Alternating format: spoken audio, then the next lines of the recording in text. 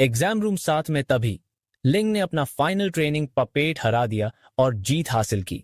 लेकिन जैसे ही उसने अगले पैसेज की तरफ दरवाजा खोला टेस्ट कंटिन्यू करने के लिए, उसने अचानक एक खतरनाक प्रेजेंस फील की जो सीधा उसके सामने वाले पैसेज से आ रही थी।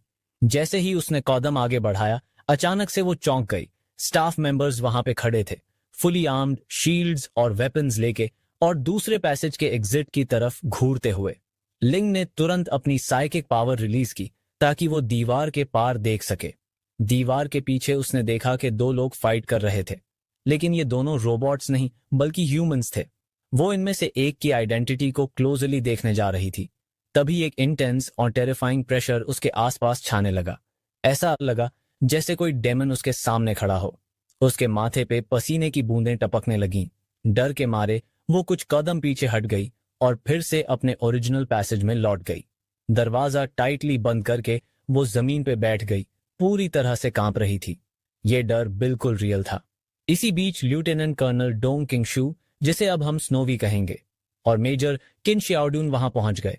मेजर किन ने तुरंत पूछा कि अंदर क्या हो रहा है, लेकिन पता चला कि कैमराज ऑलरेडी डिस्ट्रॉय हो चुके हैं और अंदर के सुपरवाइजिंग स्टाफ से कांटेक्ट भी खो चुका है। मेजर किन ने स्टाफ को कहा कि एक डिटेल्ड रिपोर्ट बनाओ सब इंडिविजुअल्स के बारे में जो अंदर गए हैं, लेकिन स्नोवी ने हाथ से इस बात को टाल दिया और बोला जरूरत नहीं है। तभी दीवार पे क्रैक्स दिखने लगे और अचानक से एक स्टूडेंट दरवाजा तोड़ के बाहर आया, लियू शेंग। सबने चैन की सांस ली क्योंकि वो सिर्फ एक स्टूडेंट निकला। उसके हाथों में एक इंसान था, इनविजिलेटर। लियू शेंग ने इंट्रोड्यूस किया खुद को, मैं हूं लियू शेंग, व्हाइट वाटर सिटी से। मेजर किन जोर से हंस पड़ा और बोला, तू तो कमाल का निकला, ट्रेनिंग पपेट्स को डिस्ट्रॉय कर दिया और इनविजिलेटर को भी फेंक दिया। थोड़ा ऑकवर्ड फील करते हुए लियू शेंग ने एक्सप्लेन किया, मुझे लगा ये सब टेस्ट का पार्ट है। मुझे पता था इनविजिलेटर स्ट्रांग होगा, पर मैं खुद को रोक नहीं पाया। स्नोवी ने उस पर एक नजर डाली और तुरंत अपनी साइकिक पावर रिलीज की। Hundreds of violet threads Liu Sheng की तरफ गए, लेकिन लियू शेंग बिल्कुल भी रिएक्ट नहीं किया। उसका एक्सप्रेशन अनचेंज्ड था। थ्रेड्स उसके शरीर के पार से निकल गए। स्नोवी ने अपनी आंखें बंद की जैसे उसे उसका जवाब मिल गया हो। एक गहरी सांस लेके उसने बोला, कॉन्ग्रेचुलेशंस लियू शेंग, तुमने असेसमेंट क्लियर कर लिया। उसने स्टाफ को कहा कि अब लियू शेंग को रेस्ट करने दो। जब स्टाफ उसे ले गया तो दोनों इंस्ट्रक्टर्स ने रिपोर्ट्स और रिकॉर्डिंग्स को एनालाइज किया।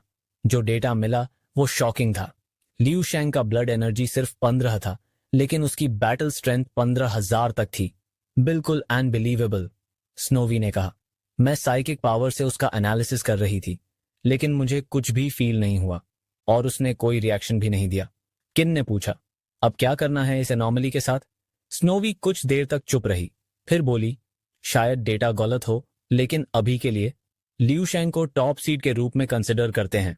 लेन के साथ उसके लिप्स पे एक हल्का सा स्माइल था। ये कैंप अब काफी इंटरेस्टिंग बन गया है। उसी वक्त लियू शेंग ने स्नोवी की प्रोबिंग फील की। उसे महसूस हुआ कि स्नोवी की साइकिक पावर उससे 5 गुना ज्यादा स्ट्रॉन्ग थी। उसने तुरंत अपनी साइकिक पावर वापस ले ली। अनश्योर था कि क्या उसकी प्रेजेंस डिटेक्ट हो गई थी या नहीं। तभी उसका पेट जोर से गरज उठा। स्टाफ मेंबर्स थोड़ा ऑकवर्डली मुस्कुरा दिए और डिसाइड किया कि अब लियू शेंग को कैफेटेरिया ले जाया जाए खाने के लिए और फिर डॉर्मेट्री में रेस्ट करने के लिए। लियू शेंग ने पूछा, मील का साइज क्या होता है यहाँ? स्टाफ मेंबर ने मुस्कुराकर कहा, तुम्हारा पहला मील है, अनलिमिटेड है। जैसे ही वो कैफेटेरिया में गया, उसने देखा कि टेबल पे स्वादिष्ट खाना लगा हुआ है। कुछ ही मिनट्स में उसने डजन्स ऑफ डिशेस खा डाली। फिर उसने और 5 डिशेस मांगी और फिर 10 और। स्टाफ मेंबर्स उसकी भूख देखकर शॉक्ड रह गए। तभी एक लड़की उसके पास आई, एक ट्रे लेके। उसने अपना इंट्रोडक्शन दिया, मैं हूं यांग, व्हाइट वाटर सिटी से ही हूं। मैं भी इस ट्रेनिंग कैंप में पार्टिसिपेट कर रही हूं। वो दोनों एक ही असेसमेंट में शामिल हुए थे। लियू शेंग ने सोचा कि शायद वो भी फ्री मील लेने आई है, तो उसने कैजुअली बोला, यहाँ का खाना अनलिमिटेड था और वो शेफ से अपनी स्पेशल पोर्शन भी मांग सकती थी। यंग ने अपने दांत भींच लिए और सोचा, अब समझ आया तुझे गर्लफ्रेंड क्यों नहीं मिली अब तक। लू चेंग ने फिर से पूछा, याद करते हुए कि प्रेसिडेंट ने क्या कहा था कि व्हाइट वाटर सिटी का कोई भी यहां नहीं आ सकता। यंग ने समझाया, ऐसा नहीं है। व्हाइट वाटर सिटी के स्टूडेंट्स हर साल यहां आते हैं, लेकिन बहुत कम लोग असेसमेंट पास कर पाते हैं, और अगर कर भी लें तो भी ज्यादा चांस होता है कि उन्हें वापस भेज दिया जाए क्योंकि उनके पास पॉइंट्स नहीं होते। लू शांग ने अपने बड़े से रोस्टेड चिकन का एक बड़ा सा बाइट लिया और पूछा, ये पॉइंट्स क्या होते हैं? यंग ने समझाया, पॉइंट्स यहाँ करेंसी की तरह काम करते हैं। ट्रेनिंग कैंप में इन्हें रिसोर्सेज, इक्विपमेंट यूज करने, इंस्ट्रक्टर्स से एडवाइस लेने, सप्लीमेंट्स लेने और यहाँ तक कि रहने की जगह के लिए भी यूज किया जा सकता है। आने वाले टाइम में ये मील्स के लिए भी जरूरी होंगे। यंग ने 3 उंगलियां दिखाई और बोला, अभी तक सिर्फ 3 लोगों के पास पॉइंट्स हैं। उन्होंने अपने पॉइंट्स इनिशियल असेसमेंट पास करके लिए थे। पहला बंदा है चाओ योंग, एक मार्शल आर्टिस्ट जिसके पास 2nd लेवल टैलेंट है और वो डिफेंस में स्पेशलाइज्ड है। दूसरी है मंगिनही, उसके पास भी 2nd लेवल टैलेंट है लेकिन वो स्पीड में एक्सपर्ट है। और तीसरी है लिंग, सबसे रेयर और पावरफुल। उसके पास अवेकनेड साइकिक पावर टैलेंट है। कहा जाता है कि लिंग इस ट्रेनिंग कैंप की सबसे स्ट्रांग पार्टिसिपेंट है। उसी वक्त लिंग वहां से गुजरी, अपना खाना हाथ में लेकर। जैसे ही उसकी नजर लू चेंग पर पड़ी, जो एक बड़ी सी रोस्टेड चिकन की प्लेट लेकर बैठा था, उनकी आंखें टकराईं। एक पल में ही उसका पूरा बिहेवियर बदल गया। वो अपना सूप गिराते गिराते बची और जल्दी से मुंह मोड़ के वहां से चली गई। लू चेंग को याद आया कि किसी ने उस पर पहले साइकिक पावर से प्रोब किया था। उसने थोड़ा हंसा और यंग से पूछा, सिर्फ 3 लोग असेसमेंट क्लियर कर पाए? यंग ने जवाब दिया, सुना है एक चौथा बंदा भी है, लेकिन वो सिर्फ एक रूमर है। कहते हैं उस बंदे के पास डर लगने वाली स्ट्रेंथ है। उसने सभी 2nd लेवल ट्रेनिंग पपेट्स को अपने बेयर हैंड से फाड़ दिया था। वो किसी डेमन की तरह था। उसने तो इन्विजिलेटर को भी हॉस्पिटल भेज दिया। यंग हंसी में फट पड़ी। ऐसे पागल इंसान कैसे एग्जिस्ट कर सकते हैं? जैसे ही लू शांग ने एक सिप पानी ली, उसने सुना तो चौंक कर सारा पानी थूक दिया। यंग के मन में आया, व्हाइट वाटर सिटी में चाहे लू शांग एक टैलेंटेड प्रोडिजी हो, लेकिन इस ट्रेनिंग कैंप में वो सिर्फ एक आम इंसान है। उसने नहीं चाहा कि लू शांग हार मान ले। उसने अपना हैंकी दिया ताकि वो मुंह साफ कर सके और कहा, मुझे तुम पर भरोसा है। जब यंग लू शांग को एनकरेज कर रही थी, उसने नोटिस नहीं किया कि 3 लोग उनके पीछे आ गए थे। उनमें से लीडर ने गला साफ किया। यंग ने मुड़ के देखा, वो कैंप स्टाफ का एक मिडिल एज्ड आदमी था। उसने रिपोर्ट देखते हुए कहा, असेसमेंट के दौरान 18 ट्रेनिंग पपेट्स डिस्ट्रॉय होने और इंस्ट्रक्टर के हॉस्पिटल पहुंचने के इंसिडेंट के चलते इन्वेस्टिगेशन करना पड़ेगा। लू शांग को हमारे साथ चलना होगा। यंग अपने कानों पर विश्वास नहीं कर पाई। और सिर्फ वही नहीं, पूरी कैफेटेरिया ने लू चेंग की तरफ देखना शुरू कर दिया। लू चेंग ऑकवर्डली खड़ा हुआ और बोला, मेरा खाना अभी खत्म नहीं हुआ, क्या मैं इसे पैक करा सकता हूं? इंस्ट्रक्टर ने कुछ बोलना चाहा लेकिन स्पीचलेस हो गया। फिर भी उसने लू चेंग की रिक्वेस्ट मान ली। लू चेंग ने यंग को हाथ हिलाया और उनके साथ चला गया। सब लोग शॉक्ड थे। रूमर्स सच निकले। यंग को याद आया उसने लू चेंग के बारे में क्या क्या बोल दिया था और उसके मन में आया, ओह नो, मैंने क्या बोल दिया? कमांड रूम में लू चेंग ने फिर से स्नोई को देखा। उसके चेहरे पर कोई एक्सप्रेशन नहीं था। उसने लू चेंग से कहा, इस बार तुमने ट्रेनिंग कैंप का आधा साल का बजट उड़ा दिया है। लू चेंग का पूरा बदन कांप गया। उसे लगा स्नोई उससे कॉम्पेंसेशन मांगने वाली है, लेकिन स्नोई ने बोला, हर ट्रेनिंग पपेट की कॉस्ट टेंस ऑफ मिलियंस होती है। तुमने जो पपेट्स डैमेज किए हैं वो रिपेयर नहीं हो सकते, लेकिन तुम्हें कॉम्पेंसेशन नहीं देनी पड़ेगी। ये सब पूरी तरह तुम्हारी गलती नहीं थी। लू चेंग ने रिलीफ का सांस लिया।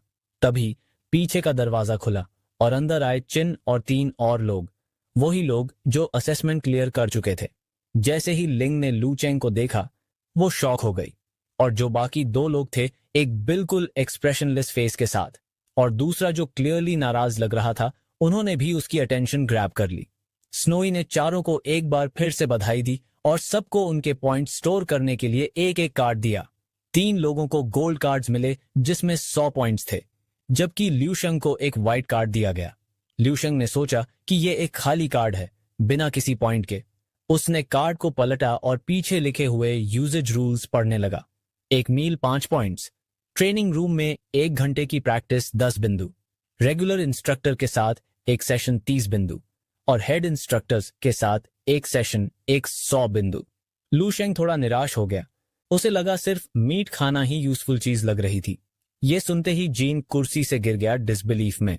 जीन ने व्हाइट कार्ड की तरफ पॉइंट किया और बोला, यह कार्ड तो 1000 पॉइंट्स का है। अगर स्नोई ने हायर अप्स को रोक नहीं लिया होता तो ल्यूशेंग के वजह से होने वाले लॉसेस काफी ज्यादा होते। उसे पॉइंट्स वापस देने पड़ते। दूसरे दोनों लोग ये सुनकर हैरान रह गए कि ल्यूशन को 1000 पॉइंट्स मिल गए। रोबस्ट चाओ योंग ने कंटेम्प्ट से स्नीयर किया, मजाक बनाते हुए बोला, मुझे लगा ट्रेनिंग कैंप सिर्फ स्किल के बेसिस पे चलता है, मुझे नहीं पता था यहाँ प्रिविलेज भी चलता है। उसका डिसअपॉइंटमेंट क्लियरली दिख रहा था। मैजीन ने भी हल्का सा स्माइल किया और चाओ यंग की बात से अग्री किया। सिर्फ एक ही इंसान था जो चुप था, लिंग, जो उनके साइड में खड़ा था, काफी वीक लग रहा था।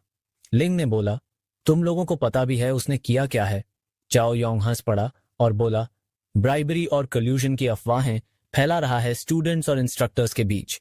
उसे पता था कि सारे instructors 3rd level martial artists हैं, तो ल्यूशंग जैसा पतला सा बंदा presumably low blood energy level के साथ उन्हें हरा कैसे सकता है? फिर चाओ योंग ने अपनी शर्ट फाड़ दी, मस्कुलर बॉडी एक्सपोज करते हुए, और ल्यूशंग की तरफ घूरते हुए अपना टैलेंट एक्टिवेट कर दिया। डिस्डेन के साथ स्नीयर किया, जैसे कह रहा हो, चल अब दिखा अपनी औकात। ल्यूशंग ने ठंडे टोन में चाओ योंग की तरफ देखा। आर यू श्योर तुम ये करना चाहते हो? चाओ योंग ने इग्नोर किया और सीधा उसकी तरफ चार्ज किया। ल्यूशंग ने सिर्फ एक हाथ उठाया और उसके सिर पे एक फिंगर फ्लिक का जेस्चर बनाया। एक ही पल में finger flicker with stellar technique के साथ मिला और चाओ योंग जमीन से उठ के हवा में उड़ गया, सीधा जाकर कमांड रूम की दीवार में टकरा गया, एक बड़ी सी होल क्रिएट करके। वो बेहोश हो गया और सब लोग स्टन रह गए। सिर्फ ल्यूशंग को टेंशन थी, क्या मुझे इस डैमेज का जिम्मेदार माना जाएगा? क्योंकि टेक्निकली फाइट तो चाओ योंग ने इनिशिएट की थी। सब लोग स्पीचलेस थे। 2 ऑफिसर्स लगता था कि पहले से ही इसका आउटकम जान गए थे। ल्यूशंग ने पूछा, क्या मैं अब जा सकता हूं? जैसे ही वो निकलने लगा, स्नोई ने पूछा, तुम्हारे आगे के ट्रेनिंग प्लान्स क्या हैं? उसने सजेस्ट किया कि वो अपने पॉइंट्स यूज करके पर्सनली उससे ट्रेनिंग ले सकता है, लेकिन ल्यूशंग ने चिल टोन में बोला, मैं कोई सिंप नहीं हूं। उसने थैंक यू बोला, लेकिन स्नोई का ऑफर पोलाइटली डिक्लाइन कर दिया और बिना पीछे देखे निकल गया। सब लोग शॉक में थे। ऐसा क्या इंपॉर्टेंट काम हो सकता है जो स्नोई जैसे इंस्ट्रक्टर के पर्सनल गाइडेंस से भी ज्यादा जरूरी हो? ल्यूशंग ने स्टेप्स हॉल्ट किए और सीरियस एक्सप्रेशन के साथ बोला, मैं वापस जाकर सो रहा हूं। सब लोग स्पीचलेस रह गए। सिर्फ जीन था जो हंस पड़ा। उन्होंने ल्यूशंग को सर्विलेंस कैमरास के जरिए फॉलो किया और उनकी आंखों पर यकीन नहीं हुआ जब उन्होंने देखा कि वो सच में जाकर सो गया। ल्यूशंग के एक्शंस ने स्नोई और जीन दोनों को ट्रेनिंग कैंप के अपने दिन याद दिला दिए, खासकर एक लड़के का नाम, श्योंगपेंग। उस नाम को सुनते ही जीन का सीना दर्द करने लगा। ट्रेनिंग के टाइम पे श्योंगपेंग अपने पावर बेस्ड टैलेंट के साथ एक किंग की तरह था, सबको फुट के नीचे रखते हुए। उसकी प्रेजेंस ने स्नोई और जीन दोनों पे गहरा असर छोड़ा था, लेकिन सिर्फ थोड़े वक्त के लिए। Skills, speed, observation, judgement, experience, tactics और स्ट्रैटेजी, ये सब खेल में है। स्ट्रेंथ अकेली कोई काफी चीज नहीं है। वक्त इनके साथ कांस्टेंट एक्यूमुलेशन और ग्रोथ से इंसान इन क्वालिटीज को डेवलप कर सकता है। जो लोग सिर्फ अपनी टैलेंट और पावर पे भरोसा करते हैं, वो आखिर में एक खिलता हुआ फूल बन के मुरझा जाते हैं।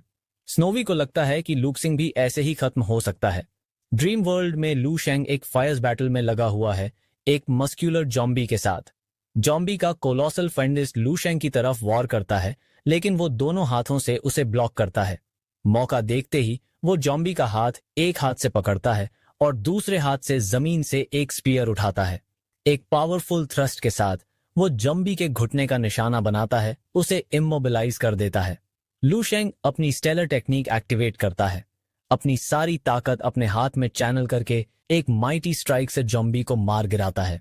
लू शेंग को महसूस होता है कि ये जॉम्बी कभी एक लेवल 6 मार्शल आर्टिस्ट रहा होगा, चेयरमैन जियाओ के बराबर का। अगर उसने अपनी साइकिक पावर से पहले वाले अटैक को रेसिस्ट नहीं किया होता तो शायद लू शेंग की मौत हो चुकी होती। लू शेंग अब समझ चुका है, मार्शल आर्ट्स स्किल्स और कॉम्बैट एक्सपीरियंस ही असली ट्रेजर्स हैं जो ड्रीम वर्ल्ड में मिलते हैं। सिर्फ फिजिकल एनहांसमेंट नहीं, agility, boxing, palm techniques, leg techniques, spear techniques, sword techniques. इंसानी कैपेसिटी की एक लिमिट होती है और कोई भी हर फील्ड में एक्सपर्ट नहीं बन सकता। लेकिन लूक्सिंग अलग है, वो उन काउंटलेस इंडिविजुअल्स के शोल्डर्स पर खड़ा है और वो परफेक्शन अचीव कर सकता है बिना किसी फलॉ के। लू शेंग रियलाइज करता है कि उसे अपनी साइकिक पावर पे ज्यादा काम करना होगा। अगर उसका सामना एक real 6th level power house से हो जाए तो जीतना मुश्किल होगा। वो ड्रीम वर्ल्ड से निकलता है और कॉन्शियसनेस रियलम में एंटर करता है। जहां वो अपनी साइकिक पावर को रिफाइन करना शुरू करता है। जैसे ही लू शेंग अपनी कॉन्शियसनेस को छूता है उस रियलम के अंदर, एक जबरदस्त एनर्जी का सर्ज उसके माइंड में घुस जाता है। ऐसा लगता है जैसे दिमाग फटने वाला हो। पेन के साथ साथ कुछ तो रप्चर हो जाता है। फिर से वो ड्रीम वर्ल्ड में रिटर्न करता है और देखता है कि उसने एक और ब्रेक थ्रू अचीव कर लिया है। अब वो समन करता है, एई को देखना चाहता है कि क्या उसका फ्यूचर चेंज हुआ है। एक नई लाइफ रिकॉर्ड उसके सामने आती है। लू शेंग एज 67 पे बन जाता है एक 7वें लेवल मार्शल आर्टिस्ट। वो 156 साल तक जिंदा रहता है, शादी करता है और मेजर जनरल के रैंक तक पहुंचता है। लू शेंग खुश होता है और एआई से पूछता है कि क्या वो अभी अपने previously practised martial arts techniques का कंटिन्यूएशन जान सकता है। उसके सरप्राइजर्स के लिए उसे तीनों टेक्निक्स के एडवांस्ड वर्जन मिलते हैं जो उसने पहले सीखे थे, और एक एडिशनल टेक्निक भी मिलती है, द डिवाइन प्लूटो टेक्निक।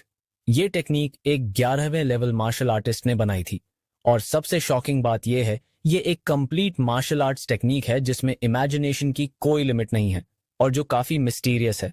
ये कॉम्बैट स्किल्स पे फोकस नहीं करती, बल्कि स्पेशली साइकिक प्रैक्टिशनर्स के लिए डिजाइन की गई है। इस टेक्निक में साइकिक पावर का यूज करके एक सेकेंडरी बॉडी कंस्ट्रक्ट करने की एबिलिटी दी गई है, एक ऐसी बॉडी जो मार्शल आर्टिस्ट के अंदर ही बनाई जाती है। इस सेकेंडरी बॉडी के थ्रू इंसान अपने आप को हर लेवल पे इन्हांस कर सकता है। इस टेक्निक का पहला स्टेज ये है, साइकिक पावर का यूज करके ऑर्गन्स को स्ट्रेंथन करना, जिससे ब्लड एनर्जी लेवल काफी ज्यादा एम्पलीफाई हो जाता है। और यही वो चीज है जो लू शेंग को चाहिए। उसकी कॉम्बैट स्ट्रेंथ तो काफी हाई है, लेकिन ब्लड एनर्जी लेवल उसके बराबर नहीं है। ये मार्शल आर्ट्स टेक्निक वाकई में टेरिफाइंग है, और जिस जीनियस ने इसे बनाया उसका नाम है डुआनिफोंग। लू शेंग को लगता है कि 11वीं स्तर के मार्शल आर्टिस्ट्स में भी डुआनिफोंग सबसे एक्स्ट्रा ऑर्डिनरी होगा। लेकिन अफसोस की बात यह है, इतना पावरफुल होने के बावजूद डुआनिफोंग भी ह्यूमन सिविलाइजेशन की डिस्ट्रक्शन को नहीं रोक सका। लू शेंग एक गहरी सांस लेता है, लेकिन उसकी डिटर्मिनेशन और स्ट्रांग हो जाती है। उसे पता है उसका सफर अभी बहुत लंबा है। उसे और ज्यादा स्ट्रांग बनना है, हिस्ट्री को चेंज करना है और ह्यूमन सिविलाइजेशन के मार्शल आर्ट स्ट्रेंथ को एक नई हाइट पे ले जाना है। और बस एक पल में पूरा 1 महीना गुजर जाता है टेलीकिनेसिस चैम्बर के अंदर। लिंग अपनी जगह ले लेती है। रूम के बिल्कुल बीच में लिंग खड़ी थी। चारों तरफ गोल्डन ऑर्ब्स की एक आंधी सी चल रही थी जो उसकी तरफ इनक्रेडिबल स्पीड से आ रही थी। उसकी आंखें टाइटली बंद थीं और उस अंधेरे के रियलम में उसने देखा विविड पर्पल लाइट के फ्लैशेस जो डांस कर रहे थे विद प्रिसीजन ऑन फिनिश। लिंग के साइकिक पावर्स ने तुरंत रिएक्ट किया, हर एक ऑर्ब को इंटरसेप्ट और डिफ्लेक्ट कर दिया। यह था उसका नया क्रिएशन, द स्टार डार्ट, और वो क्लियरली दिखा रही थी अपना मास्टरी इस पर। जैसे ही ट्रेनिंग सेशन खत्म होने लगा, टेलीकिनेसिस चैम्बर का दरवाजा खुला और अंदर आई स्नोवी। उसके चेहरे पर एक बीम ऑफ अ प्राइड चमक रही थी। उसने लिंग की प्रोग्रेस को एडमायर किया और बोली कि अगर लिंग बिना किसी दिक्कत के 6 स्टार डार्ट्स कंट्रोल कर लेती है तो उसका मतलब होगा कि वो लेवल 1 साइकिक मास्टर बनने के लिए तैयार है। लिंग ने हम्बल होकर बाउ किया। उसकी आवाज में ग्रैटिट्यूड था स्नोवी की गाइडेंस के लिए। पर स्नोवी का चेहरा थोड़ा सीरियस हो गया। उसने लिंग के चेहरे पर एक ट्रॉमा का असर महसूस किया। कुछ तो था जो उसके अंदर छुपा था। और फिर एकदम से लिंग की यादें लौट आईं। उसका दिल जोर जोर से धड़कने लगा। वो हॉन्टिंग आइज, एक ऐसी एबिसल गेज जो जैसे हेल के अंधेरों से आ रही हो, उसकी हर रात की नींद तोड़ देती थी। नाइटमेयर्स उसका पीछा नहीं छोड़ रहे थे। वो रो पड़ी। उसका पूरा बॉडी कांप रहा था। उसने स्नोवी से पूछा, क्या इसका कोई सॉल्यूशन है? जाते हैं। वो हमेशा सो रहा होता है, लगता है he is a lost cause. Sheen ने थोड़ा मजाक भी किया। तुमने ही तो कहा था ना पहले कि डॉर्मेट्री लाइफ का बेस्ट पार्ट है बिना टेंशन के सोना। स्नोवी ने अपना सिर थामा। थोड़ा डिसअपॉइंटेड थी लिू शेंग से। गुस्से से वो वहां से चली गई। वहीं अंदर यांग ट्रेनिंग रूम की सफाई कर रही थी। तभी एक लड़की आई, एक लाइव सी लड़की जो अचानक कहीं से आ गई और हेल्प ऑफर की। एक ही पल में उनके बीच बातचीत शुरू हो गई। वो लड़की अपना हाथ दबाते हुए बोली, काश मुझे भी वो 100 पॉइंट्स मिलते। मुझे तो खुद का पेट भरने के लिए मील्स भी स्किप करने पड़ते हैं, बस पॉइंट्स इकट्ठे करने के लिए। फिर उसने यांग की तरफ देखा। तुम तो लिू शेंग के काफी क्लोज थी ना? एटमॉस्फेयर एकदम हैवी हो गया। यांग के चेहरे का एक्सप्रेशन बदल गया। वो खुद भी कंफ्यूज थी लिू शेंग के सडन चेंज से। पहले तो वो काफी स्ट्रांग और प्रॉमिसिंग था, लेकिन सिर्फ 1 महीने में सब कुछ चेंज हो गया। अब वो बस रूम में सोता रहता है। लड़की ने हाथ हिलाकर बोला, कई बार जो लोग गिफ्टेड होते हैं उनका एक एक्सप्लोसिव ग्रोथ होता है स्टार्टिंग में, पर बाद में दूसरे उनको ओवरटेक कर लेते हैं। शायद लिू शैंग को ये समझ आ गया हो और इसलिए वो लाइमलाइट से हट गया हो। यांग चुप रही। उसके दिमाग में कई थॉट्स चल रहे थे, पर उसके दिल के कोने में एक आवाज थी, लिू शैंग इतनी आसानी से गिव अप करने वाला नहीं है। वो चुपचाप अपना काम जारी रखती है, सफाई करते हुए। तभी एक जोर का अपरोर ट्रेनिंग रूम के दरवाजे के पार सुनाई दिया। हर किसी का अटेंशन उसी तरफ गया। एटमॉस्फेयर में एंटिसिपेशन भर गया। चाओ यांग क्वाड्रुपल टाइम ग्रेविटी को चैलेंज करने वाली थी। यांग शॉक में थी। उसे याद था जब उसने one time gravity chamber try किया था, वो सिर्फ 20 मिनट में ही बेहोश हो गई थी। और अब ये क्वाड्रुपल टाइम ग्रेविटी, ये क्या हो रहा है? लड़की ने उत्तेजित होकर यांग का हाथ जोर से खींचा, उसे कहकर चेक करने को कहा। यांग का दिमाग क्यूरियोसिटी से भाग रहा था। उसने धीरे से अपने आप से कहा, लू शेंग, तुम क्या कर रहे हो? उन दोनों को पता भी नहीं था, पर लू शेंग अपने ड्रीम वर्ल्ड में पूरी तरह डूबा हुआ था, ग्रेविटी रूम के अंदर अपनी स्किल्स को शार्प करते हुए और एक्सपीरियंस ग्राइंड करते हुए। वहीं दूसरी तरफ चाओ योंग ने 3 गुना नॉर्मल ग्रेविटी के चैलेंज को लेने के लिए खुद को तैयार किया। जैसे ही वो खड़ा हुआ, उसकी त्वचा पत्थर जैसे सख्त हो गई और उस पर चमकती हुई गोल्डन बिजलियां दिखाई देने लगी। उसने अपने दांत भींचते हुए वो प्रेशर झेला और चैम्बर के अंदर 4 मिनट का वक्त पार कर गया। थोड़ी देर बाद चाओयोंग ग्रेविटी रूम से बाहर निकला और वहां खड़े सभी लोगों ने तालियों और तारीफों के साथ उसका स्वागत किया। उसने गहरी सांस ली और भीड़ की तरफ एक स्मग लुक मारते हुए उनकी प्रशंसा का मजा लिया। एक लॉयल हैंचमैन आया और बधाई देते हुए कॉन्फिडेंस से बोला, जल्दी ही आप 4 गुना ग्रेविटी को भी कॉन्कर कर लेंगे। चाओ योंग ने अपना माथा मसालते हुए हल्का सा मुस्कुराया। उसका दिमाग अब लू शेंग की तरफ भटक गया। चाओ योंग के विचारों का जवाब देते हुए उसका हैंचमैन जोर से हंस पड़ा। लू शेंग का मजाक उड़ाते हुए बोला, वो तो दिन भर सिर्फ सपने देख रहा था और सो रहा था। चाओ योंग की ग्रिन और ज्यादा बड़ा हो गया। उसके साथ एक स्नीयर भी था। लू शेंग को पीछे छोड़ने का इरादा उसकी आंखों में साफ दिखता था। अंदर से वो अच्छी तरह जानता था कछुए और खरगोश की अमर कहानी, और उसे ये सोचकर ही मजा आ रहा था कि इस रेस का असली विनर कौन निकलेगा। अचानक एक तेजी से हिलती हुई चीज ने चाओ योंग का ध्यान खींच लिया। उसने तुरंत अपना सर घुमाया। उसकी आंखें फैल गईं जब उसने देखा लू शेंग उसके सामने से गुजरते हुए ग्रेविटी चैम्बर की तरफ जा रहा था। लू शेंग ने आसपास देखा। उसकी आंखों में क्यूरियोसिटी चमक रही थी, जैसे वो सराउंडिंग्स को ऑब्जर्व कर रहा हो। चाओ योंग अपनी नफरत को छुपा नहीं पाया और लू शेंग का मजाक उड़ाते हुए बोला, पूरे महीने की नींद ले ली तुमने, अब ट्रेनिंग करने आए हो? लेकिन लू शेंग ने उसके तानों पर ध्यान नहीं दिया। उसका दिमाग कुछ और ही प्रैक्टिकल चीजों में लगा हुआ था। वो पूरे महीने में खाने पे कितने पॉइंट्स खर्च हो गए, उसी के बारे में सोच रहा था। उसके पास एक क्लियर प्लान था। वो लेवल 2 ग्रेविटी में सीधा 3 घंटे की ट्रेनिंग स्टार्ट करेगा। जैसे ही डोर बंद होने वाला था, लू शेंग ने चाओ योंग की आंखों में आंखें डालकर देखा और एक दमदार आवाज में बोला, 1 महीना हो गया, अब अपनी प्रोग्रेस टेस्ट करने का टाइम है। चाओ योंग ने उसकी तरफ उंगली उठाते हुए हैरानी से कहा, तुम्हें लगता है तुम सिर्फ सोने से स्ट्रांग हो गए? मजाक बना रहे हो क्या? उसकी डिसबिलीफ और बढ़ गई जब उसने देखा कि लू शेंग बिना किसी वार्म अप के ही ग्रेविटी चैम्बर के अंदर चला गया। डोर बंद हो गया और काउंटडाउन स्टार्ट हो गया। हर सेकंड के साथ चाओ योंग के चेहरे पर स्नीयर और गहरा होता गया। उसे मजा आ रहा था लू शेंग के सो कॉल्ड एरोगेंस का मजाक उड़ाने में। मिनट बीतने लगे और चैम्बर के अंदर से एक गहरा सा सन्नाटा बाहर आ रहा था। ऐसा लग रहा था जैसे डबल ग्रेविटी का लू शेंग पर कोई असर ही नहीं हो रहा। फिर अचानक जमीन हिलने लगी। बाईस्टैंडर्स चौंक गए। उनकी आंखें डिसबिलीफ से फैल गईं जब उन्होंने देखा लू शेंग की lightning fast kicks and punches. Her strike के साथ अंदर ही अंदर थंडरस सोनिक बूम्स हो रहे थे। लू शेंग चैम्बर के अंदर मजा ले रहा था। इंटेंसिफाइड ग्रेविटी का असर उसे फील हो रहा था और वो एंजॉय कर रहा था। फिर वो कंट्रोल पैनल के पास गया। चाओ योंग ने सोचा लू शेंग शायद क्विट करने जा रहा है, लेकिन अगले ही पल एक तेज आवाज बाहर तक सुनाई दी। सब लोग शॉक में आ गए। उनके सामने लू शेंग ने सभी एक्सपेक्टेशंस के अगेंस्ट ग्रेविटी को 2 गुना से सीधा 4 गुना तक बढ़ा दिया, और उसके बाद उसने आंखों को बंद किया और उस एनहांस्ड ग्रेविटी को महसूस करते हुए एक ग्रेसफुल पोस्चर में एक घुटने के बल बैठ गया। लोगों को लगा कि शायद उसकी लिमिट आ गई है, लेकिन तब एकदम से लू शेंग ने धीरे से 2 उंगलियां उठाईं। जैसे ही लिंग अपने डॉर्मेट्री की तरफ जा रही थी, उसने देखा कि ग्रेविटी चैम्बर के पास एक भीड़ जमा हो गई है। उस हंगामे को देखकर वो क्यूरियस हो गई और धीरे धीरे ऑनलुकर्स के पास पहुंच गई। लेकिन जैसे ही उसने देखा, सबके मुंह खुले के खुले रह गए थे डिसबिलीफ में। लिंग की नजर चैम्बर के ग्लास पर गई, जहां उसने एक हैरान कर देने वाला सीन देखा।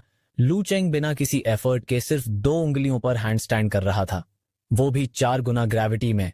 वहीं चाओ योंग के मन में सवालों का तूफान उठ गया। इतना ज्यादा शौक लगा कि वो सीधा जमीन पर गिर गया। उसके लिए यह समझना मुश्किल हो रहा था कि लिू शेंग ने आखिर ऐसी इनक्रेडिबल स्ट्रेंथ कैसे हासिल कर ली। चाओ योंग ने अपने दांत भींचते हुए फ्रस्ट्रेशन में आंसुओं को रोकने की कोशिश की। फिर उसने अपने हाथ उठाए और डिसबिलीफ में देखता रहा। उसका दिमाग कंफ्यूजन से भरा हुआ था। आखिर लू शेंग तो 1 महीने से सो रहा था ना। लेकिन दूसरी तरफ लिू शेंग को वो 4 गुना ग्रेविटी कुछ खास महसूस ही नहीं हो रही थी। जैसे जैसे उसका बॉडी इंटेंस फोर्स से एक्सटम्ड हो रहा था, उसने डिसाइड किया अब और ज्यादा पुश करेगा। उसने ग्रेविटी 5 बार कर दी और साथ ही अपना सीक्रेट वेपन एक्टिवेट किया, अर्थ ब्रीडिंग टेक्निक। लिू शेंग का ये कमाल का फीट आग की तरह कैंपस में फैल गया। हर जगह बातें होने लगीं। लोग ग्रेविटी चैम्बर की तरफ दौड़ते हुए आने लगे। इवन सैसी भी तेजी से उस सीन की तरफ भागता चला आया। उस भीड़ में यान भी था और उसके साथ कई और स्टूडेंट्स भी। लू चेंग को अब लगा कि 5 गुना ग्रेविटी उसकी ट्रेनिंग के स्टैंडर्ड्स के बराबर है, लेकिन अब उसे और प्रेशर चाहिए था, कुछ ऐसा जो उसे उसकी एब्सोल्यूट लिमिट्स तक ले जाए।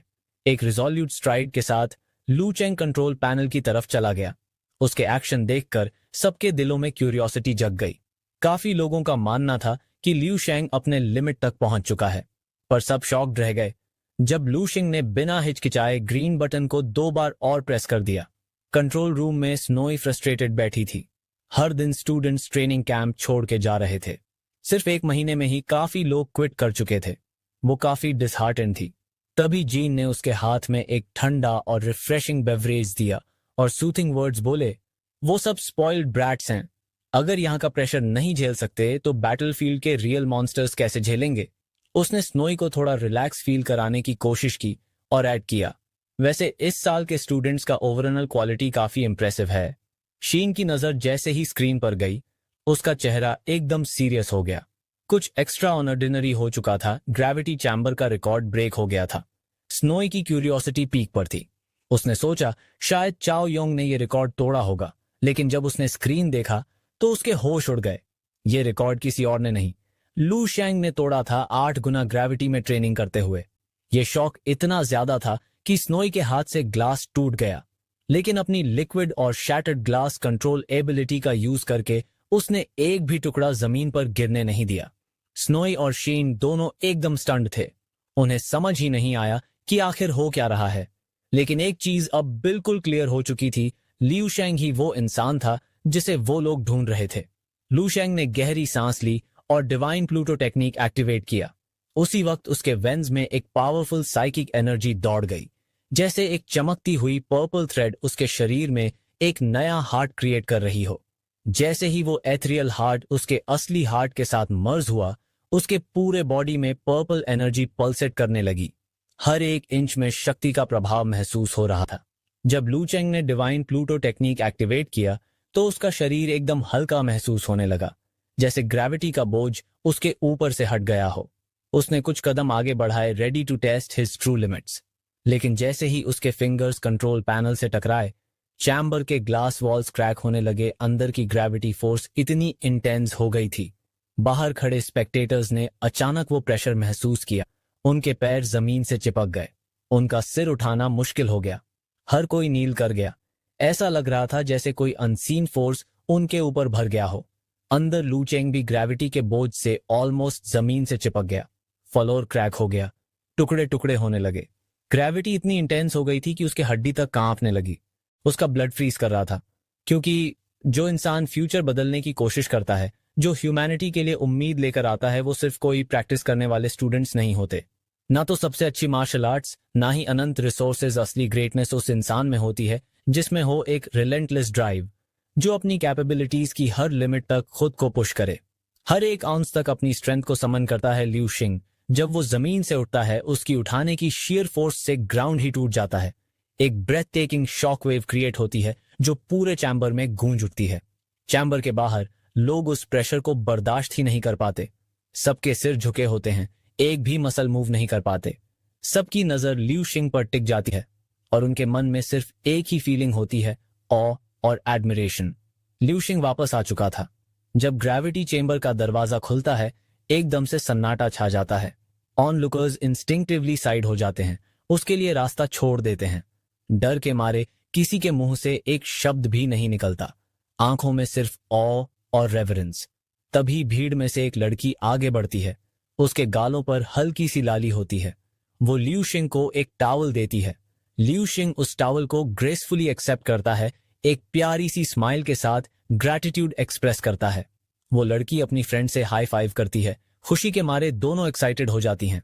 अब चैम्बर के बाहर आके लिू शिंग अपना पॉइंट्स बैलेंस चेक करता है और डिस्कवर करता है कि उसने ग्रेविटी चेंबर का रिकॉर्ड तोड़ दिया है। उसका नया बैलेंस होता है 4335 पॉइंट्स, जबकि बाकी कैंडिडेट्स के पास मोस्टली सिंगल डिजिट पॉइंट्स होते हैं। लिू शिंग लिटरली बॉलिंग करता है 4 डिजिट्स के साथ। एक सैटिस्फाइड स्माइल उसके फेस पर फैल जाती है। उसे पता होता है कि अब इतने सारे पॉइंट्स के साथ वो एक और लैविश फीस्ट एंजॉय कर सकता है। ऑनलुकर्स उसकी इस ट्रायम्फ से इंस्पायर्ड होकर उसके पीछे चल पड़ते हैं। यंग भीड़ में खड़ी हुई उस फिगर को देखती है। उसके लिए लिू शिंग एक किंग की तरह लगता है, सब पर राज करता हुआ। लेकिन लिू शिंग कैफेटेरिया की तरफ नहीं जाता जैसे सब एक्सपेक्ट कर रहे होते हैं, बल्कि वो एजिलिटी रूम की तरफ चला जाता है। डिमली लिट रूम में मेंगजिन अपनी इनक्रेडिबल स्पीड और एजिलिटी दिखाता है। इजीली लेजर बीम्स की बैराज को इवेड करता है, लेकिन एक लेजर उसके आर्म को ग्रेज कर जाता है, एक छोटा सा मार्क छोड़ जाता है। फिर भी वो सेकंड स्टेज कंप्लीट करता है 87 स्कोर के साथ। सिस्टम उसे तुरंत कंग्रेचुलेट करता है, हाईलाइट करता है कि उसने हाफ से ज्यादा मार्शल आर्टिस्ट को सुप्रस कर दिया है। ये अचीवमेंट अब मार्शल आर्ट्स एसोसिएशन के ग्लोबल टर्मिनल पर शोकेस की जाएगी दुनिया के सामने। स्कोर थोड़ा लो था, पर मेंगजिन को अपने स्कोर पर फिर भी बहुत प्राइड होता है। उसका मानना होता है कि उसकी नेचुरल टैलेंट और पर्सनल ट्रेनिंग, जो उसने एक रिनाउंड मेजर टीम के अंडर की थी, के कारण वो ऑलरेडी सबसे आगे है।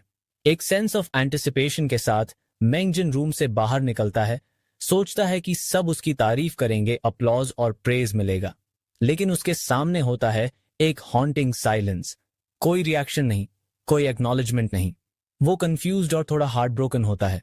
फिर वो देखता है ऑपोजिट साइड में लोगों का एक भीड़ जमा है, जिसमें दोनों इंस्ट्रक्टर्स भी होते हैं।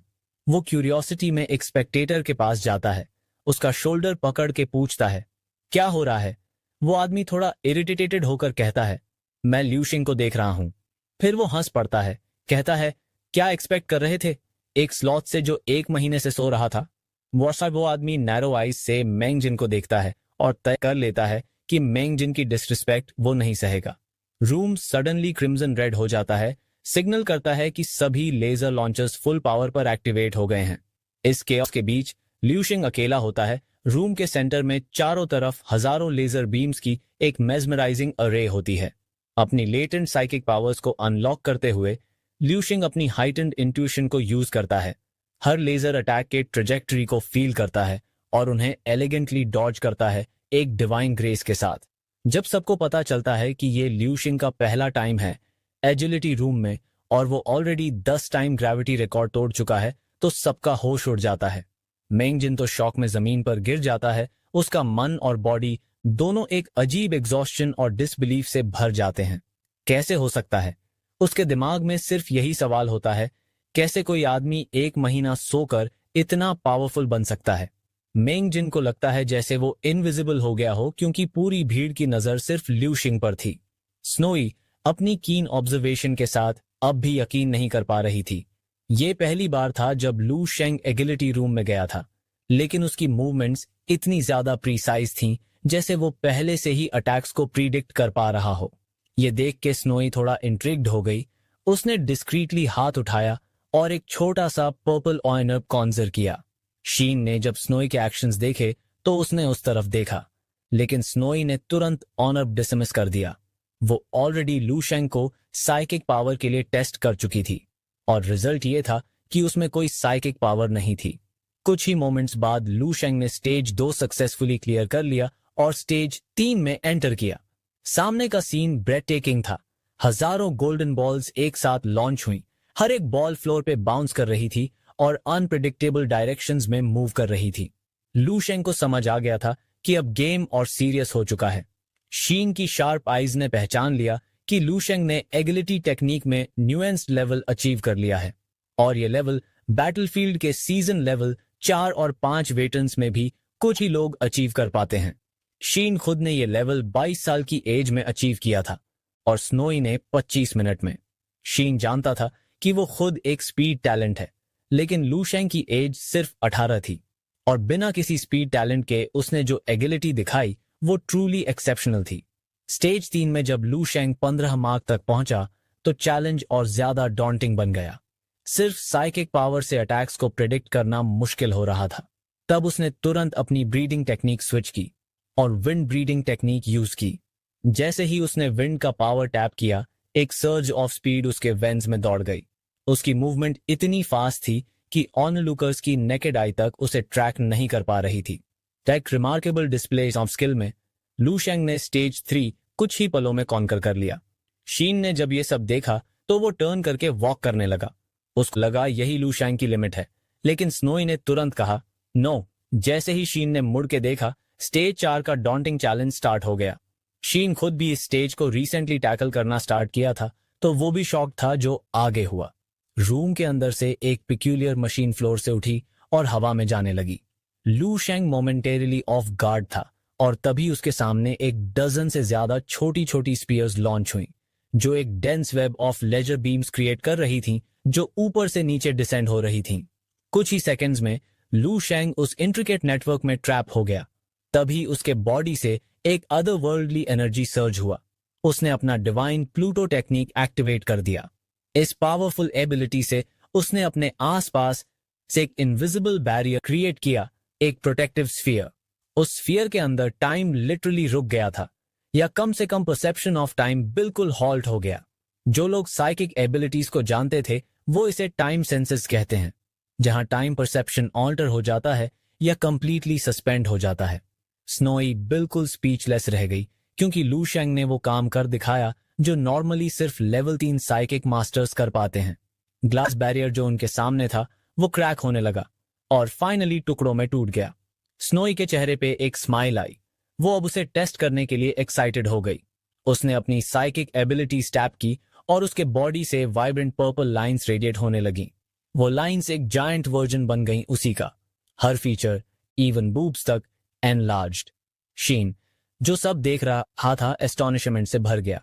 स्नोई ने अपना फॉर्मिडेबल डॉपलगैंगर समन किया था चैम्बर के अंदर।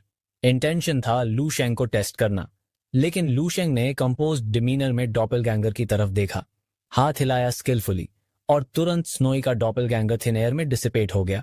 ये रियलाइजेशन स्नोई पे हैमर की तरह लगा। वो लिटरली ब्रीथलेस हो गई। उस मोमेंट पे उसने एक्सेप्ट कर लिया कि लू शेंग न सिर्फ एक साइकिक मास्टर है, बल्कि शायद उससे भी ज्यादा पावरफुल है। लू शेंग ने खुद को पुश करते हुए स्टेज 4 में 56% कंप्लीशन रेट अचीव किया। ये स्कोर 97% पार्टिसिपेंट से भी ज्यादा था। क्राउड लिटरली चीयर कर उठा। उन्हें रियलाइजेशन हुआ कि उन्होंने शायद एक लीजेंड को जन्म लेते हुए देख लिया है। The risers of a legend on the sidelines. मेंजिन की आंखों से आंसू बह रहे थे जब उसने रियलिटी का सामना किया। अपनी रिमार्केबल परफॉर्मेंस के बावजूद लियू शिंग ने खुद को हम्बल रखा और माना कि अभी भी 3% लोग ऐसे हैं जो उससे ज्यादा फास्ट हैं। उसने एक गहरी ह्यूमिलिटी महसूस की और समझा कि अभी भी अपने स्किल्स को और बेहतर बनाने की जरूरत है। तभी 2 इंस्ट्रक्टर्स लियू शिंग के पास आए और उसकी रिकॉर्ड ब्रेकिंग अचीवमेंट्स के लिए उसे बधाई दी। स्नोवी सोचने लगी कि अब उसका अगला डेस्टिनेशन क्या होगा, कॉम्बैट ट्रेनिंग चैम्बर या साइक ट्रेनिंग चैम्बर। लेकिन सबको सरप्राइज करते हुए लियू शिंग ने सिर हिला दिया और डिनर के मेन्यू आइटम्स की तरफ देखा। उसने कहा कि वो कैफेटेरिया जाना चाहता है। 3 घंटे बाद लूसियन को कंट्रोल रूम में बुलाया गया, जहां दोनों इंस्ट्रक्टर्स उसका इंतजार कर रहे थे। वो उस पर कुछ सिंपल टेस्ट्स करना चाहते थे, जैसे उसके ब्लड एनर्जी लेवल्स को चेक करना। हर डॉर्म में इसके लिए एक डेजिग्नेटेड नीडल होती थी, लेकिन सब हैरान रह गए जब नीडल लूसियन के बॉडी को पेनेट्रेट ही नहीं कर पाई। स्नोवी ने बिना घबराए अपने कपड़ों में हाथ डाला, जैसे कि उसके लिए ये कोई बड़ी बात ना हो। उसने अपनी चेस्ट पॉकेट से एक गोल्डन नीडल निकाली। ये नीडल लेवल 5 मार्शल आर्टिस्ट्स के लिए होती है। वैसे नॉट श्योर कि उसकी चेस्ट पॉकेट में नीडल क्या कर रही थी, बट चलो छोड़ो, स्टोरी पे फोकस करते हैं। लियू शिंग ने अपने हाथ आगे बढ़ाए और स्नोवी ने उसका ब्लड सैंपल कलेक्ट किया। टेस्ट रिजल्ट्स ने रिवील किया कि लियू शिंग का ब्लड एनर्जी लेवल 124.65 था, जो कि एक लेवल 3 मार्शल आर्टिस्ट की प्रोफिशिएंसी को शो करता है। शीन ये देखकर शॉक हो गया, क्योंकि 10 साल से उसने किसी इतने यंग मार्शल आर्टिस्ट को लेवल 3 पर नहीं देखा था। अगला टेस्ट था बैटल स्ट्रेंथ टेस्ट। लियू शिंग ने अपना अटैक स्टांस लिया और फायर ब्रीडिंग टेक्निक का यूज करते हुए उसने 8 टाइम्स टेलर टेक्निक के साथ पंच मारा, फुल पावर से। उसकी स्ट्राइक का पावर मेजर हुआ 2,71,920, जो कि ऑलमोस्ट लेवल 5 मार्शल आर्टिस्ट की स्ट्रेंथ के बराबर था। शीन इतना एक्साइटेड हो गया कि उसने लियू शिंग के शोल्डर पे टैप किया और उसे कैंप से ग्रेजुएशन की बधाई दी। उसने बताया कि अब लियू शिंग फ्री है अपना खुद का पार्ट चूज करने के लिए। लेकिन जैसे ही लियू शिंग जाने लगा, स्नोवी खड़ी हो गई और सिग्नल दिया कि एक और टेस्ट बाकी है। उसने एक फ्लोटिंग क्यूब निकाला। ये एक रेयर और स्पेशल मिनरल था जो 1 सेंचुरी पहले मिला था, और इससे किसी की साइक स्ट्रेंथ टेस्ट की जा सकती थी। स्नोवी ने सबसे पहले टेस्ट दिया। उसकी साइक स्ट्रेंथ 143.2 आई और साइक प्योरिटी 4.2। लियू शिंग भी क्यूरियस हो गया और उसने क्यूब पे अपना हाथ रखा। एक डैर्जलिंग गोल्डन और उसके बॉडी से निकली और क्यूब से एक पावरफुल गोल्डन बीम शूट हुआ। सब लोग शॉक हो गए। लियू शिंग की साइक स्ट्रेंथ तो 113.5 थी, स्नोवी से थोड़ी कम, बट उसकी साइक प्योरिटी थी 20.3, जो कि स्नोवी से 5 टाइम्स ज्यादा थी। हर एक प्योरिटी पॉइंट एक इंसान की डिटर्मिनेशन का सिंबल होता है, जैसे बार बार टॉवल को मोड़ के कॉइन साइज बनाना। स्नोवी, जो अब लियू शिंग की रैपिड ग्रोथ से क्यूरियस थी, उसने पूछा कि क्या उसका कोई मेंटर है। लियू शिंग ने एडमिट किया कि हाँ, उसके पास एक टीचर है जिसने उसे एक यूनिक साइक टेक्निक सिखाई थी। और जब पूछा गया कि उसने अपना टैलेंट कब अवेकन किया, लियू शिंग ने बताया, सिर्फ 3 महीने पहले। ये सुनकर स्नोवी और शीन दोनों स्पीचलेस रह गए। उनकी कन्वर्सेशन के दौरान लियू शिंग को साइक मास्टर्स की एक एसोसिएशन के बारे में पता चला। उसे ये भी समझ आया कि साइक टैलेंट अवेकन करना कितना रेयर होता है। सिर्फ एक छोटी सी परसेंटेज लोग ही टैलेंट अवेकन करते हैं, और उनमें भी सिर्फ 1% साइक टैलेंट वाले होते हैं। स्नोवी, जो अब लियू शिंग में पोटेंशियल देख चुकी थी, उसने एक जेनरस ऑफर दिया। उसने अपनी शर्ट थोड़ी सी नीचे की और हाँ, एक वाइब्रेंट पर्पल लाइट वाला नेकलेस रिवील किया। उसने लियू शिंग को एसोसिएशन ज्वाइन करने का इनविटेशन दिया, समझाते हुए यह उसके ट्रेनिंग के लिए काफी वैल्यूएबल रिसोर्सेज और सपोर्ट प्रोवाइड करेगा। स्नोई ने कहा, जब उसने अपनी नेकलेस उतारी और लू शैंग को दे दी एक टोकन के रूप में, कहकर कि उसे यह एसोसिएशन को देना है। लू शिंग को समझ आ गया कि उसके रैपिड प्रोग्रेस को लेकर लोगों के मन में डाउट आ सकता है, इसलिए उसने डिसाइड किया कि अपने अचीवमेंट्स का क्रेडिट अपने मेंटर को देगा। उसने एम्फसाइज किया कि उसने कभी अपने मेंटर से मिला नहीं है, लेकिन उनसे बहुत गहरी टीचिंग्स मिली हैं। स्नोई ने उसकी बात मान ली, समझते हुए कि कभी कभी मेंटर्स अनोनिमस रहना प्रेफर करते हैं।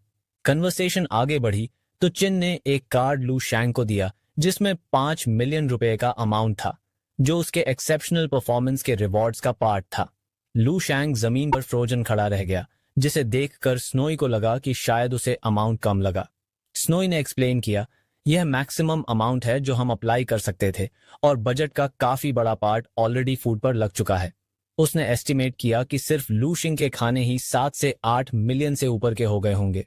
लू शिंग थोड़ा सैड फील करने लगा, रियलाइज करते हुए कि शायद वह फ्यूचर में इतने एक्सट्रावेगेंट मील्स अफोर्ड न कर पाए। स्नोई ने एम्फसाइज किया कि अमाउंट छोटा हो सकता है, लेकिन यह ईस्टर्न मिलिट्री डिस्ट्रिक्ट की तरफ से एक अप्रिसिएशन का टोकन है। लू शैंग ने बैंक कार्ड को देखा और पूछा, यह क्या एक रिक्रूटमेंट ऑफर है? चिन ने फिंगर स्नैप किया और कंफर्म किया, हाँ। स्नोई ने रिवील किया कि लू शैंग जैसे गिफ्टेड लोग बैटलफील्ड के लिए ही बने होते हैं। उसने एक्सप्लेन किया कि मार्शल आर्टिस्ट्स को प्रिविलेजेस मिलती हैं, लेकिन उनके अपने कॉस्ट्स भी होते हैं।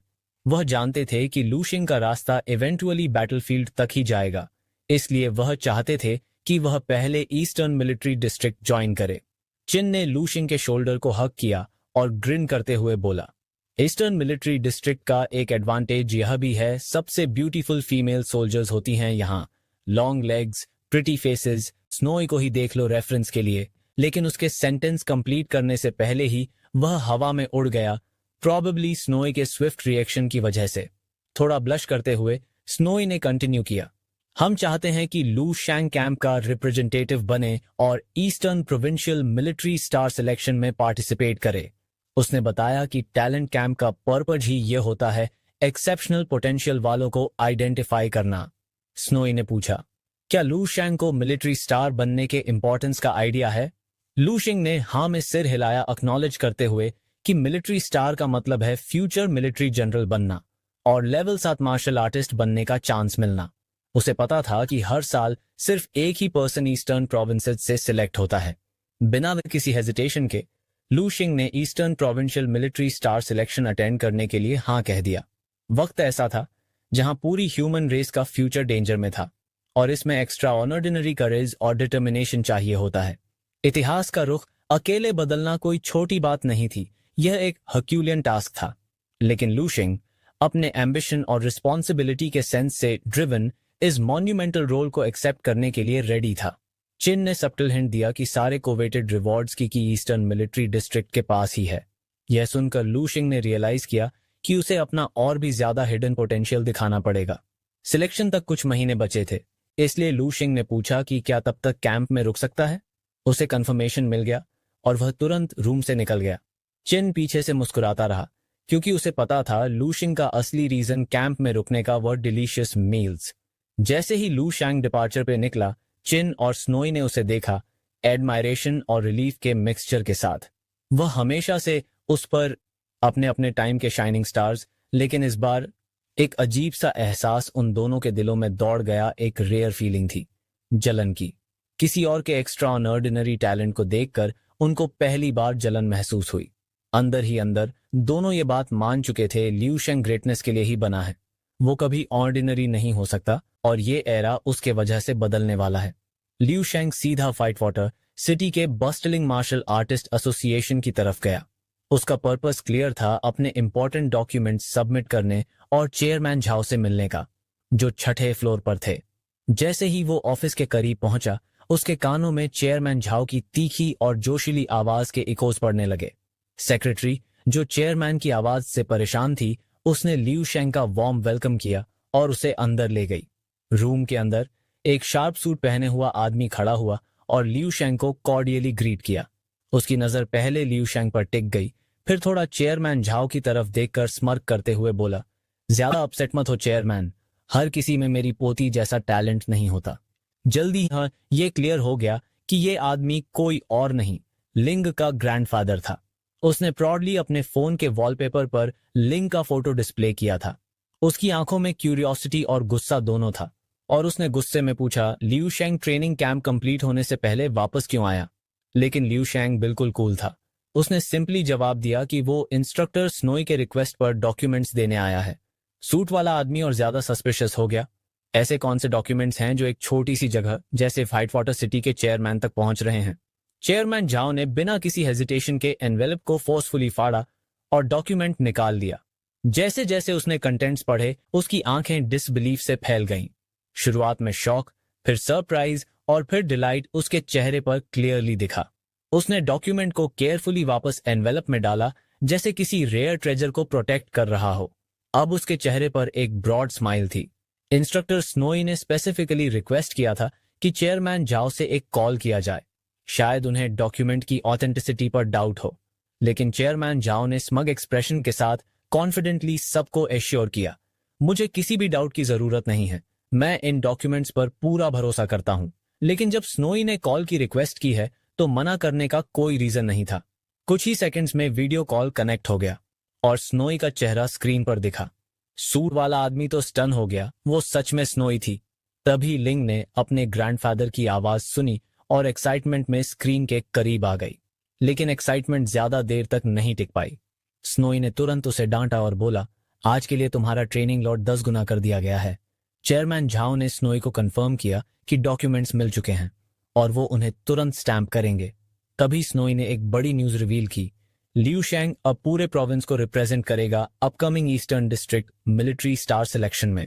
कैंप के अंदर उसका परफॉर्मेंस सबसे आउटस्टैंडिंग था, तो अब उसके लिए कैंप अटेंड करने की कोई जरूरत ही नहीं। सूट वाला आदमी जैसे स्टैचू बन गया, कंप्लीटली फ्रोजन। उसके दिमाग में वो बात घूमने लगी। वो मॉन्स्टर जिसका लिंग ने जिक्र किया था वही लियू शेंग है। स्नोई ने लिंग को डांटना कंटिन्यू रखा। उसने जोर देकर बोला कि चैलेंजेस से भागना नहीं बल्कि उन्हें क्रॉस करना सीखो। लियू शेंग को हराना जरूरी है। लिंग ओवरवेल्म हो गई, उसके आंसू निकल गए। उसने कन्फेस किया, मैं उसे हराना नहीं चाहती। मैं जानती हूं मैं उसके लेवल की नहीं हूं, लेकिन मैं हमेशा उससे दूर भाग सकती हूं। जैसे ही कॉल खत्म होने वाली थी, स्नोई ने लियू शेंग से बोला, मैंने वो सारी मटेरियल्स इकट्ठा कर लिए हैं जिनकी तुझे साइकिक वेपन बनाने के लिए जरूरत थी। जल्दी साइकिक असेसमेंट कंप्लीट कर ले ताकि तू खुद से सामान परचेज कर सके। और ये कहकर कॉल एंड हो गया। चेयरमैन जाओ तुरंत अपनी सीट से कूद गए और डिसबिलीफ में लियू शेंग के दोनों कंधों को पकड़ लिया। क्या ये सब सच है? साइकोलॉजिकल असेसमेंट्स का जिक्र सुन के उसके दिल में एक जबरदस्त गर्व का एहसास हुआ, ये सोचकर कि लूशिंग के पास इतनी एक्स्ट्रा ऑर्डिनरी टैलेंट्स हैं। वहीं दूसरी तरफ जो सूटेड आदमी था वो इस पूरे सीन से काफी ज्यादा एम्बैरेस्ड महसूस कर रहा था। चेयरमैन ने खुद पर्सनली लूशिंग को बिल्डिंग के बाहर तक छोड़ने का डिसीजन लिया और उसे घर ड्रॉप करने का ऑफर भी दिया। उसने तो ये तक कह दिया कि लूशिंग कभी उसके घर आए और वो खुद उसके लिए खाना बनाएगा। लूशिंग ने हल्का सा स्माइल किया और कहा, जरूर आऊंगा। जब लूशिंग टैक्सी में बैठा और घर जा रहा था, उसके दिमाग में एक ही बात चल रही थी, सिर्फ स्ट्रांग लोगों को ही असली रिस्पेक्ट मिलती है। टैक्सी ड्राइवर जो चेयरमैन झाओ का लूशिंग के लिए इतना रिस्पेक्ट देख चुका था, उससे रुका नहीं गया और पूछ ही लिया, भाई ये चेयरमैन झाओ आपके लिए इतना रिस्पेक्टफुल क्यों है? लूशिंग ने मॉडेस्टली स्माइल किया और बोला, चेयरमैन झाओ सबके साथ रिस्पेक्टफुल हैं, लेकिन उनका कन्वर्सेशन एकदम से रुक गया क्योंकि अचानक से एक ह्यूज सा sign board red mountain martial arts school का रोड के बीच में आ गिरा। ये वही मार्शल आर्ट्स स्कूल था जहां लूशिंग अक्सर अपनी बैटल स्ट्रेंथ टेस्ट करने जाता था। वो साइन बोर्ड देखकर उसकी क्यूरियोसिटी जग गई और लूशिंग ने बिना टाइम वेस्ट किए टैक्सी से उतरकर उस बोर्ड को देखने का डिसीजन लिया।